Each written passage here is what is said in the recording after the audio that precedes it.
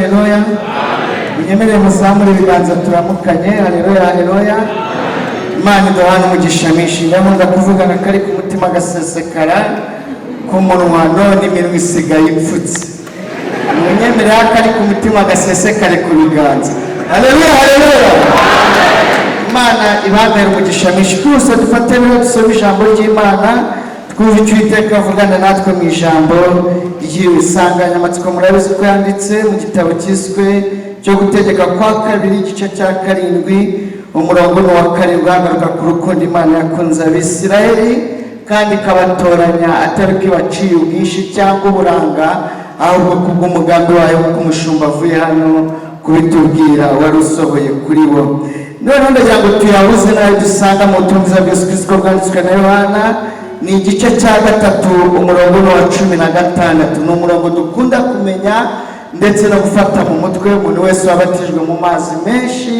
Ngira ngo mu mirongo imwe yigishwa itorero shingiro rya idini ubarizwa muri ryo ryose uyu murongo barawukwigisha. Bize Ecole de Dimanche mu mirongo imwe mwigishijwe gufata mu mutwe nk'abana n'uyu urimo. Ariko munyemerere twongere tuvuge twumva icyo Uwiteka avugana natwe mu ijambo ry'iwe. Yohana 3:16 haranditse ngo kuko Imana yakunze abari mu isi cyane byatumye itanga umwana wayo w'ikinege kugira ngo umwizera wese atarimbuka ahubwo ahabwe ubugingo buhoraho. Imana idufashe cyane, amen. Reka twongere tuvuge amazina yacu. Ni umuco mwiza w'abaganira ijambo ry'Imana kugira ngo bamenyane n'abo bagiye kuganiriza. Nitwa Niyonshuti Theogene, ndi umugabo mfite madamu n'abana 3, umukobwa umwe n'abahungu 2 kandi n'abana beza basa nasi. Abana beza basa nasi. Ndi hafi yo kubona n'undi wa 4. Murumva naje nyamara naje kandi nawe azaza asa nasi. Abana bose basa nasi.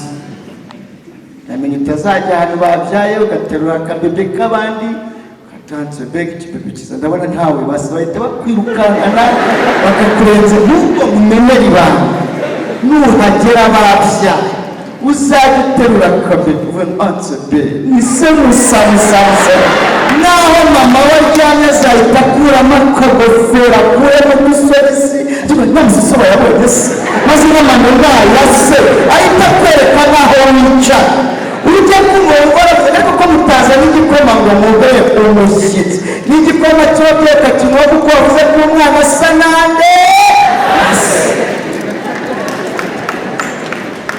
Agaruka wasatsa rero natwe dufite data w'ijuru. Haleluya.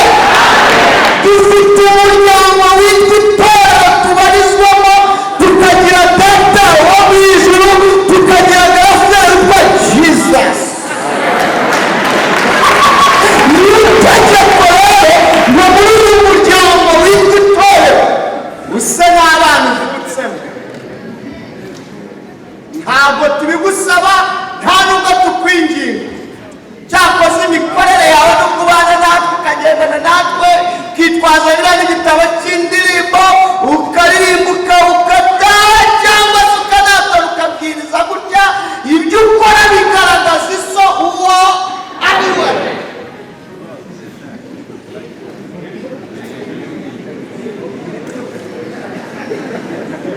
Yesu yigeze aritegereza ejo bundi ntabwo ari aho hano ndavuga no hakurya iriya mu burasirazuba bwo hagati yitegereza Abafilisitiya yitegereza mbese aravuga ngo iyo mbarebye mbona musa na so Satani nawe ndebere yitandika yaritigagatine ntabwo muri abo kwa Aburahamu mu miryango 12 mufite so kandi arakiswara umuntu ukandagira.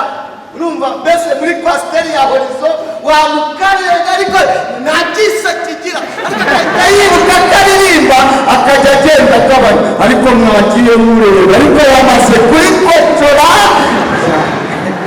Murabizi ko ibihe turimo gukoranaho ntibyemere ariko rero ukwegereye muri metero umubaze gusa nawe umubarize muri metero ntacyo bitwaye umubaze gusa.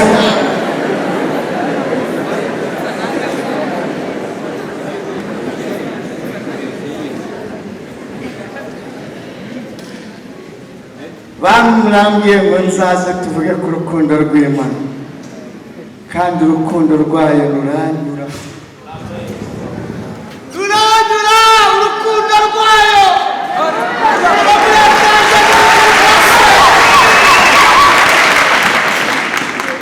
ese umuriro nugenda uzawereka kutawitayeho ubundi ufaneho.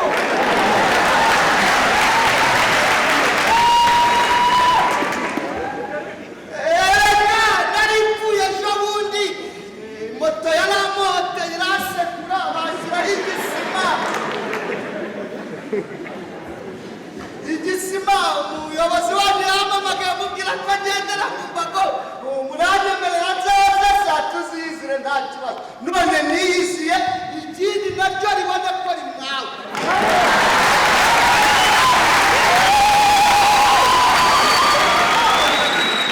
Nubwo ridapfa ariko rirasesenge. Amen. Somya amagambo tujya gukomerezaho ku rukundo rw'Imana. Ndumva ashaka guca muri ya jambo Yohana yavuze, avuga ngo icyakoze abamwemeye bose bakizera izina rye bahawe ubushobozi bwo kuba abana b'Imana. Kandi agira ngo mbabwire ko buri muntu avuga Yesu bitewe n'aho bahuriye. Buri muntu avuga Yesu bitewe n'aho bagize gute bahuriye. Ariko ikijumba murakizi, kijumba murakizi, ushobora kukirya wagihasa bagatiramo igitunguru n'umunyu, kaburiye ikijumba. Ushobora kukirya wagitekanye n'ibishishwa, cyo bita amakanda, nabwo kaburiye ikijumba. Ushobora no kukirya wagihasa ukagitekamo ifiriti, nabwo kaburiye ikijumba mu mavuta. Ushobora no kugihekenya cyangwa nyiraruno. Rero ukuntu bagisya rero bagakuramo ifu bagakoramo biswi yitwa akarabo. Ariko reka mbabaze, bose bariye ikijumba, hari ubwo cyabaryoheye kimwe se? Buri muntu kimuryohera bitewe n'uko yagiteguye. Niyo mpamvu bateka muvuze kimwe na Yohana, Yohana atamuvuze kimwe na Mariya, ariko ntiyamuvuze kimwe na Luka, ariko bose ninde bavugaga? Munyemerere mukugere.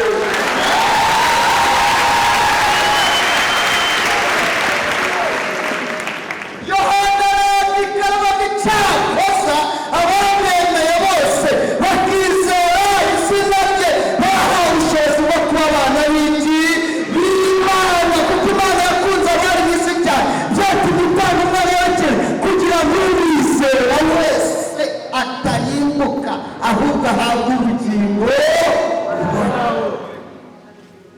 Amen. Ubundi urukundo rw'Imana rugizwe n'inkingi zigeze kuri eshatu. Zingahe? Nizo nivugiraho. Urukundo rw'Imana nawe nufashwa wongera urwa kane n'urwa gatanu bitewe n'aho mwahuriye, ariko njyewe twacyacaraniye ndavuga kuri eshatu. Rwa mbere ni agakiza, rwa kabiri ni imbabazi, rwa gatatu ni ubuntu. Mu yandi magambo, iyo uvuze agakiza ukavuga imbabazi ukavuga ubuntu, uba uvuze urukundo rw'Imana. Uvuze urukundo rw'Imana. Munyemere avuga ku rukundo rw'Imana rw'agakiza, ko turi buze kuganira bitari ko Umwuka ari buze kuba yakuganirira mu ijambo ryayo. Uraza gufatanya natwe dusenga Imana bitewe n'uko Imana iraba yagusuye. Urukundo rw'Imana rwuzuye agakiza, nkingi ya mbere. Urukundo rw'Imana rwuzuye agakiza. Ubundi ubusobanuro bw'ijambo agakiza ni irihe? Mu mpinamagambo ni ukugukiza akaga wisanzemo, nta kintu cyakagukuramo. Amafaranga atagutabara muri ako kaga, amashuri atagutabara muri ako kaga, ababyeyi batagira icyo bakora muri ako kaga, inshuti n'abavandimwe n'abana babyeyi batagira icyo bakora. Ariko urukundo rw'Imana rwuzuye agakiza rukagusanga aho hantu, rukagutabara kugera aho uzi Imana n'utazi Imana. Avuga ngo icyakoza n'Imana ibikora. Burya hari igihe Imana igutabara gasima n'umujya munywa iferi atazima akajya bati Imana murokore muyiveho bati kandi ari kugatumura akavuga ngo nta kindi kimurebere ni Imana yandeye.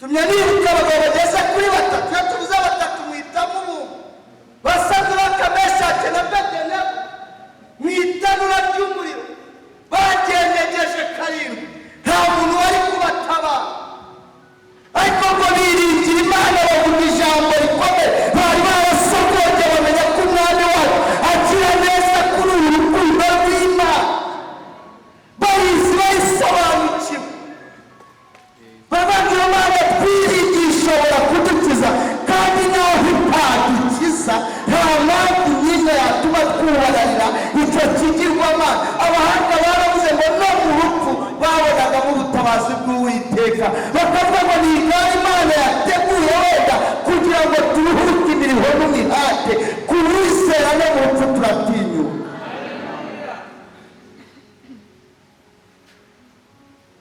Turatinyuka, bahabije Imana, Imana irabarengera, babura bagenyegeza karindwi. Sobanura bw'ijambo ry'Imana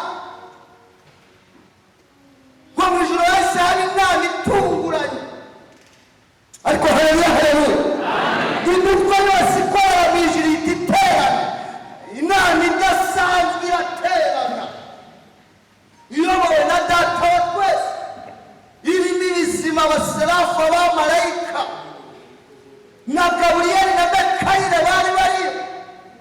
Ingingo yo kwigwa hari imwe vuga ngo ninde watabara abana banjye ko bamaze kumpamya bakavuga ijambo rikomeye, ninde wabatabara? Ni ubusobanuro bw'ijambo ry'Imana kugira ngo ryumvikane, gihera ku bamarayika. Yahoze ngo mwakoresha igihe kingana gute kugira ngo mugere muri ratanura? Iminota 45 twaba turigezemo, timurekeraho mwasanga byarangiye. Irahindukira ireba abaserafu ati mwebwe mwakoresha igihe kingana gute? Ngo muri 15 twaba tugeze tujya kubatabara, ati muceceke. Irahindukira ireba ibizima ati mu minota 5 itanura twaba twarigezemo, ati namwe muceceke. Igera kuri Gaburiyeli reka nihute, ati wakoresha igihe kingana gute ubatabara? Ati mu kanya ko guhumbya no guhumbura nabagezemo. Imana ati ceceka, n'uwo murimo wasanga byarangiye, wajya guhumbya no guhumbura ugasanga byarangiye. ngo hari hasigaye umwe witwa marayika ukomeye w'Uwiteka, mu isezerano rya kera niko yitwa, mu isezerano rishya akitwa Kristo. Nabura ngo mbere kugira icyo mvuga mu minota nakoresha, reka mbanze ngira icyo nkubwira. Ririya tanura itaka babumbyemo amatafari ni njye wariremye, niba ubanyegeshemo ni njye waziremye. Nabo ubwabo bicaye bagambana kiriya gihano, hari inama zijya ziterana. Zaburi 14 kubwo kunyagwa k'umunyamubabaro, kubwo gusuhuza umutima k'umukene, none aha ndahaguruka ndashyira mu mahoro bacurira iki inkoni. Nabo ubwabo bicaye bari kuganira bategura kariya kagambane, ni njye waremye, n'umuriro barahuye benyegezamo, nawe ni njye waremye, kandi n'ubu tuvugana nagezemo kane muri rya jambo rivuga ngo imiriro hose icyarimwe.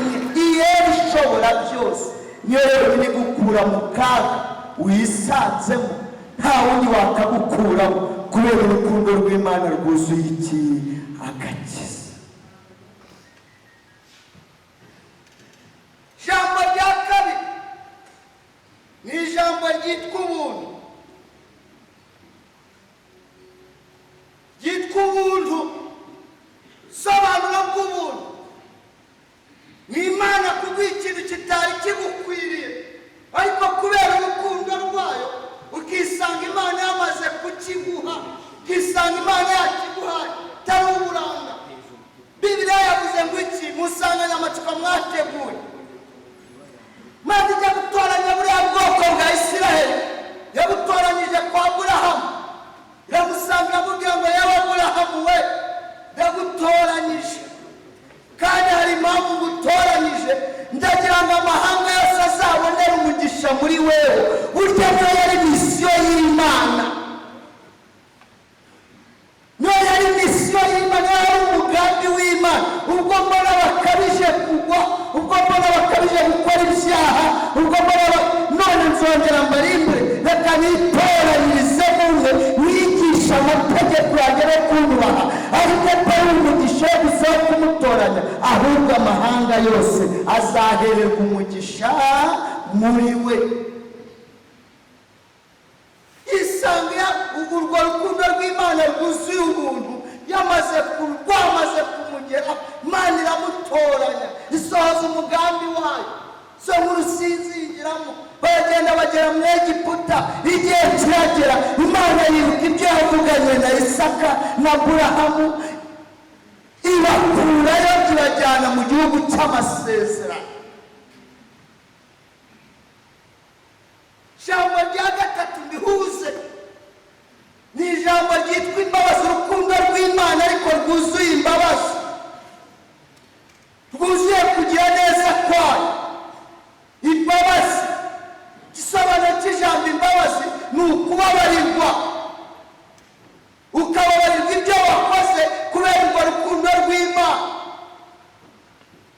Ariko nyiri ahangaha ntabwo imbabazi zayo ipfa kuzitanga uko yiboneye, kuko iziguhaye cyenenge nawe wazitesha agaciro.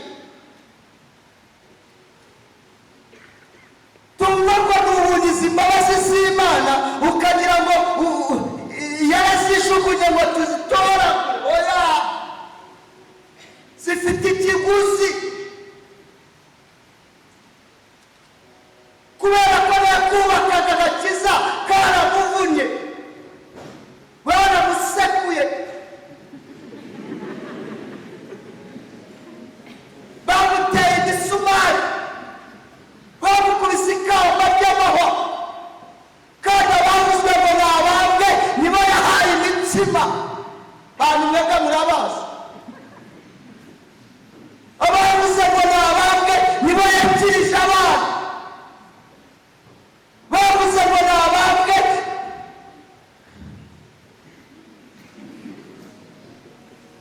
kiza ntabwo ari ubuntu. Iyo kaba ubuntu, iyo kaba ubuntu nagahaye bayavuge umwana twabanaga ku gasi,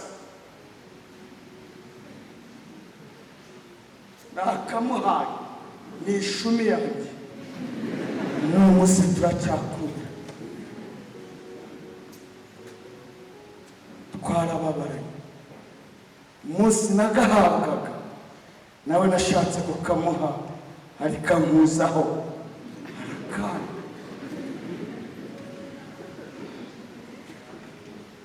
Namujyanye kwiga inyigisho z'umubatizo, ariga nkajya amuherekeza, arabazwa aratsinda, azabatizwa n'ejo ku mugoroba dutashye arankwepa ajya kwinywera icupa ataha yasinze. Nakubisemo ikote na karuvati, wacyambaye igikabutura, dukubitanye nsanga n'amenyo bayakuyemo yo hejuru, akajya amamagara ngo fasita fasita. Urumva umuntu bakuyemo amenyo ntiyavuga pasiteri, avuga ngo fasita. Yari naraba pasiteri, ariko bari abaciyi bose iyo bakubonye mfite Bibiliya uri pasiteri, ati fasita fasita, ajya nitohatira ibyo baravuga. Arambwira ati uracyari fasiteri? Niho yambaye ngo uracyari umurokore? Nawe ati ndacyari. Arambwira ati ibyo byarananiye fasita, ariko nashatse umudamu, umwana nabyaye namwise Theogene ngo ntazakwibagirwa. Umwana we w'imfura yamwise izina ryanjye. Urumva ko twarabanye dufitanye amateka, ariko nanone ntarakizwa. Uyigapfusha ubusa, hari abandi bagakeneye bakabuze.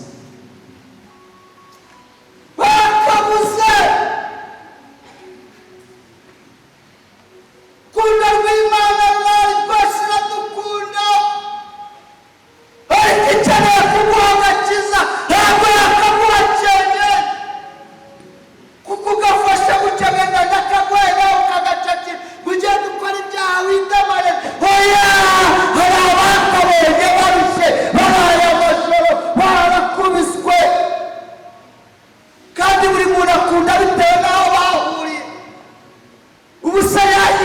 inkoni z'ubugingo iyo bacanye buri muntu wese akurya inkongi. Iyo yangishije inkongi urabona nta kintu nakoze. Niyo mpamvu Pawulo yandikiye Timoteyo aramubwira ngo Timoteyo mwana wanjye ngeze mu minsi ya nyuma, Timoteyo mwana wanjye ngeze mu buroko kandi ndabona nta gusohokamo, ariko iyo guhaye agakiza mu bandi basore ngiye kugusigira inshingano z'ubushumba zo kuyobora abandi, ariko ndakwinginze gusobanurire uru rugendo ntabwo ari imikino ni igisirikare, ujye ufatanya nanjye kwihanganira imibabaro. Uru rukundo rw'umwami ntabwo ari igisivire, turi abasirikare. Hari ibintu ukora tukari tubaye kuyakingiriye bikaba severiyani tu bitewe n'ibyo ukora. Kina narwo, kina n'urukundo wabonye uzarumenya ko wakinye narwo ruguciye mu myanya y'intoki. Rambika agakiza, ndaya zirahari zigakeneye. Rambika agakiza, bajura bashe barahari bagakeneye. Rambika agakiza ngo ni urukundo rw'Imana ururambika uko ubonye. Ndajya kumenyesha ko kugwa kwawe n'ibihabura Imana utagira ngo yahabuka. Hari abandi bakeneye gukizwa.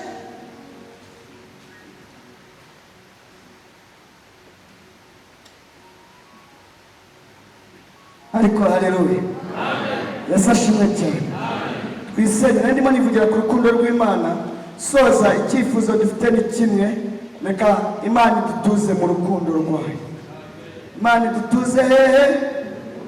Kubera kandi hose twashatse urukundo twararubuze. Ubundi hari amasoko atatu tuvoma muri urukundo ageze kuri arindwi, ariko reka nivugire kuri atatu aba ariho dusengera. Isoko ya mbere ni umuryango. Abenshi twavukiye mu muryango dushaka urukundo, ariko tuvukiyemo tuvomamo ibiroho, kandi tuhavoma ibiroho atari uko batwanze, ahubwo ubuzima twavukiyemo rwatumye ababyeyi bacu bataduha urukundo. Tuhavoma ibiroho. Bamwe muri mwe mwatagiye kuvoma mufite imyaka 4 bagukubita agacuma cyangwa kabido, kandi mutagira kureba barumuna banyu. Mama wanjye yagiye gutera intabire yegetse agafuka ararangwa kuko ari muri kaminuza. Ukwegere noneho uzamubwira ngo umusuri wabo urebe ko agukunde.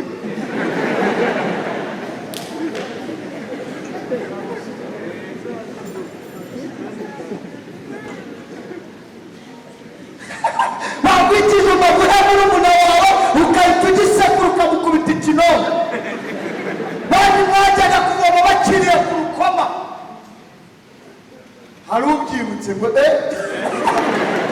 watu wibeshye usange yumye turamuhitana ugatirika, wagera kwa Teresa ukatubona igiti cy'amapera ukavuga ati ndacyuriye tu, ugahekenya amapera uvuga ko bakiriye ku rukoma. Wagera mu rugo ugasanga amacashwa y'imbere ukabukurikiza umujugujugu. Benshi muri mwe mwabonye ibiroho mu muryango, muhabura urukundo atari uko ababyeyi banyu babanze, ahubwo ubuzima mwavukiyemo rwatumye mutabona urukundo. Ni kimenyimenyi ubuzima mu mikurire yanjye urukundo nararubonye. Nagize imyaka 10 ntazi kwiyoza, ariko we muri 6 ku mugezi wari uzi gukuba amaga. Imyaka naryaga bureba wowe urya ubuki bwo mu mukanana, naryaga umukati wowe uhekenya ikijumba. Nakuriye muri Toroteze wowe hari umutumbatumba ku musozi ugacomekamo igiti n'ikindi mu kabande, ariko iyo naretse tukayikorera nacyo tukayishimira.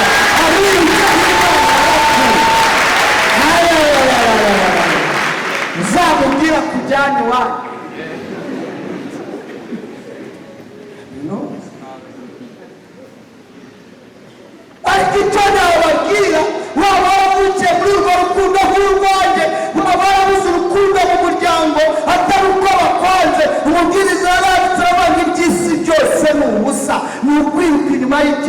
n'umuyaga nanjye wavukiye muri ibyo kubera amateka nisanze mu muhanda.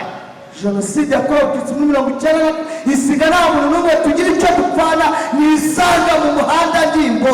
Rero akariro gake ntukajye uduhashya.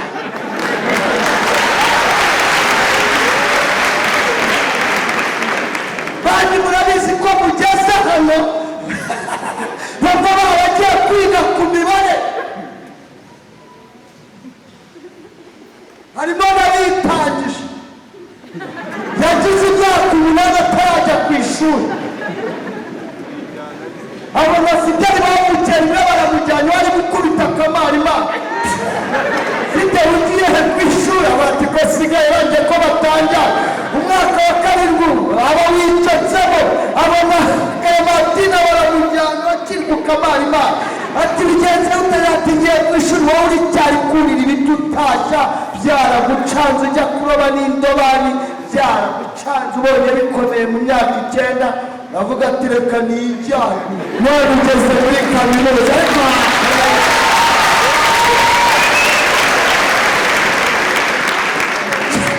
Ahantu mu muryango twahabuze urukundo atari uko batwana n'ikimenyimenyi waratsinze maze gutsinda bagurisha agahega kugira ngo ujye kwiga sogonderi.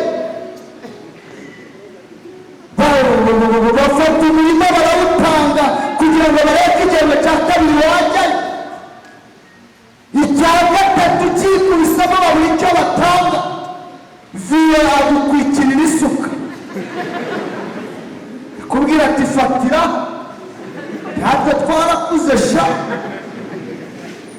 Ubuyobozi bwacu bwiza babuzanye nayo wongera wisubizayo muri kaminuza.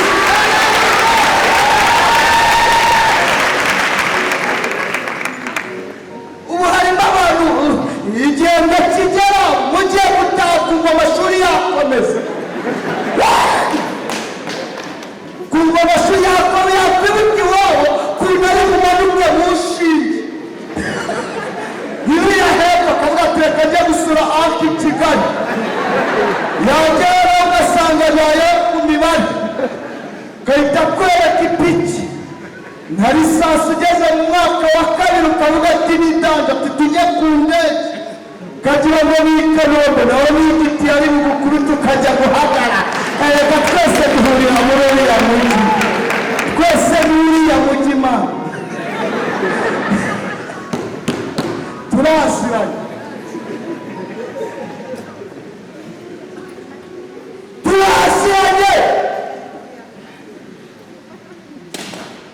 ko ntabwo nibaho ahubwo mu njyana yaducungira kuri aka gaso. Abandi bageze muri sogonderi abo babyeyi bakuru barabyibuka muri pirimeri abize mbere ya Jenoside nanjye nicyo gihe nize bamutumaga boberi bari abayize tukazijyanira izo kudukubita twazijyanira kahita ubatera imibare ugakubitamo hari ikintu bita urubaho cyangwa ikayi bajya bakubita ikanyuga ngo futu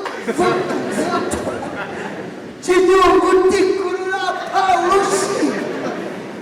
Duhunga imiryango yacu dukikiye mu mashuri tugezeho tuhasanga abarimu b'abaketi baradukosora. Ubuyobozi bwacu bwaciwe mu mashuri nabwo akabiri naho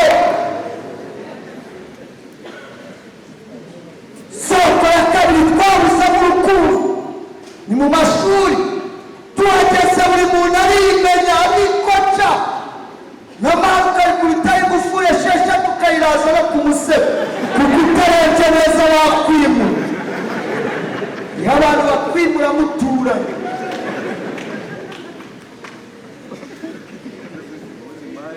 citse imijugujugu ya nyokorume ugeze ku ishuri usanga naho ni imibare itanga imibare ikaza n'ibihekane. Hari igihe bagukubita icyarindwi kizarangiza igihembwe ry'irindazi rya buri munsi bikanga bikazamo igihekane wayabara ntahemo ukajya usigana ijambo rwanga kuko umwami Imana azandabara. nicyo gituma niba nzayarangiza simbizi, ariko Mana nta jambo ubwambwe rihebye wambwiriye Kadeshi umbwirira mu yindi riko nziga, ni hahandi nzayarangiza. Abaje kwiga Imana yavuze muhumvu rero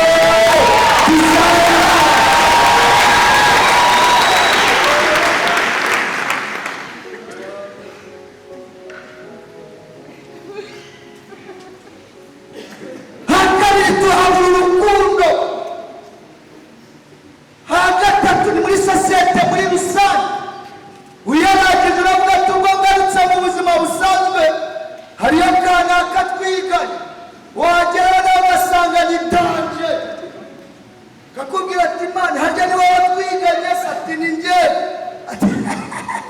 Ati rero ngwino twinjira mu gitugu. Ati hari itike ufite? Ati ndayifite. Agera i Kigali akagukweba, kakwereka umujyi nyine nturi umurezi.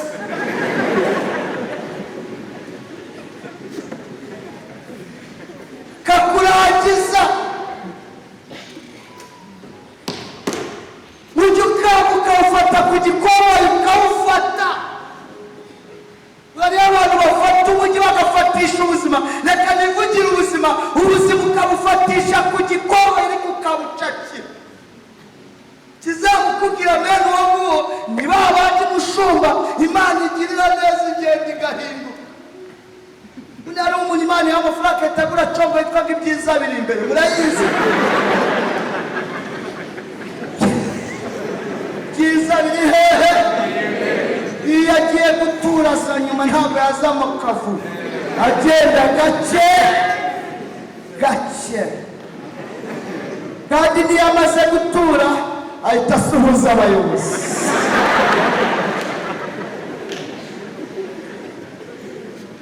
Mene wafatishije ubuzima ku mibare rero, iyo agiye gushaka ndavuga ati we tinayabonye bingoye, ubwo amaze kubona akazu k'ibyumba 3 na salo, aguze ka moto ku musozi, moto iratambuka ati niwo ni wa muhungu wo kwa Karoli uhise. Niba ari uwo mu murwa akaba atashaka umukobwa w'inzobe urangije university inilaki.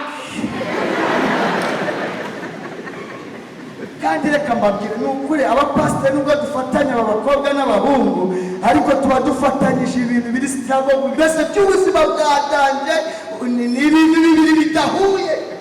Umuntu wavukiye i Nyaruteja n'iriri iwacu n'inaha, cyangwa wavukiye hasi Nyamasheke ku Mara, cyangwa wavukiye i Butama Burasirazuba ku Kagera hasi ku Rufunzo, ko muze n'umwana wavukiye ku Itara mu Biryogo. Ndagira wabwize ukuri, uyu mwana urangije inilake w'inzobe w'umukobwa yize prive kuko bagize gute bayafite. Ngo huza abo bantu babiri rero, urangije i Butare kuri buruse n'urangije prive wakuze ari danje, cunganwa nuko azabona buruse. Ariko hariho abana bavuka neza, yiga pirimeri atayisengeye guhera muri garidiyeni, akiga sogonderi kandi ikigo ashaka inaha cyangwa hanze atabisengeye, akarangiza kwiga n'akazi azakora karateguwe, kakahitaza n'ako gatipe nako kamaze kuyabona. Nimwumvishe umwana w'umujenari wabonye igihumbi se agahita akigura urukundo,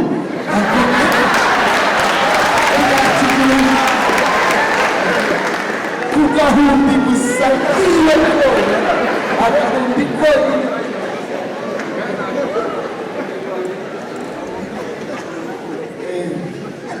Uwo musore nawe amaze kuyabona agakomanga hahandi urukundo ntirugira inzira kabisa, ako kanya bikavamo, bakabafatanya bakabashingira. Wa mwana w'umukobwa ahita akubwira ngo sheri jya kungurira sosisi. Ubwo umuntu ari kwaka sosiso yajyaga ikidiyana avoka ku isoko ryo mu irango ryawe muri ubwo bwoko bw'amashuri.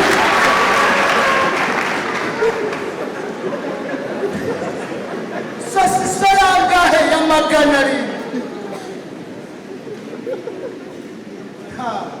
ahita ajya mu mibare ubwo rugatangira ibibazo. Soza mbabwira ngo nubwo ubuzima bwose ari ibiroho ducungire ku gasabo kitwa Kristo. Kuko Bwana yakunze abari n'isi cyane byatumye itanga umwana we w'ikinege kugira ngo umwizera wese atarimbuka ahubwo ahabwe ubugingo buhoraho. Uru rukundo, iyi soko yitwa Kristo, yuzuye amahoro, yuzuye agakiza, yuzuye imbabazi. Si n'ibyo gusa, harimo n'ubugingo. Bene data, numvishe mubarizwa mu mashami atandukanye y'ivugabutumwa twateranye uyu munsi. Munyemerere aka gasoko tukagundire kitwa Kristo. Uru rukundo rwitwa Kristo turugundire, kandi nawe hari utararwakira ndagira ngo nkwinginge urwakire kandi ujye usa narwo, ujye usa nk'abana b'Imana. Abana b'Imana bahorana morale, abana b'Imana bahora banezerewe. Hari ibintu birindwi biranga igisirikare, sibyo ngiye kuvuga, ariko kimwe muri byo duhuze n'abana b'Imana bahorana morale. Ntushobora kumusangana byacitse, ahora avuga ngo mu gicuku cyane, ahora avuga ngo Uwiteka niwe munjye. Ubundi hari imirongo y'abantu bakubiswe, abantu batagangaye, niyo mirongo iba muri Bibiliya, mu gicuku cyane. Kuko Uwiteka niwe mungeri, andyamisha mu cyanya, nta jambo Imana ivuga ngo rigira gute. Ni imirongo y'abantu bakubiswe, ariko cungira kuri ako gasoko kitwa Kristo. Muranyemerera tugacungireho, twagacungiraho twicaye cyangwa duhagurutse. Imana y'amahoro ibamere umugisha mwinshi mu izina rya Yesu, amen. Dukorere Imana amasiku y'ijambo ry'Imana. Usenge Imana kagundire agatakaza, hari abandi bagatakaje kongera ugasubirana biranga, ariko wewe biracyashoboka ko wakongera ukiyunga nawe. Mana Data twese mu izina ry'Umwami wacu Yesu Kristo, tugushimira urukundo rwawe ruhoraho iteka ryose. Waduteranyije kugira ngo twongere kuba maso, tugundire agakiza twahawe, kuko ariho amahoro yacu ari. Si n'ibyo gusa, n'ubugingo buhoraho niho buri. Gushimiye umwanya mwiza uduhaye, niko sengeye bene data bashiki bacu bose twateranye biga muri iki kigo n'abashyitsi bahazi, kugira ngo tugume mu rukundo rwawe, kuko si n'iby'ubu buzima gusa, dusanze harimo n'ubugingo buhoraho. Reka ijambo ryawe Mwuka wera akomeze kuryagura mu mitima yacu, mu izina rya Yesu Kristo w'i Nazareti.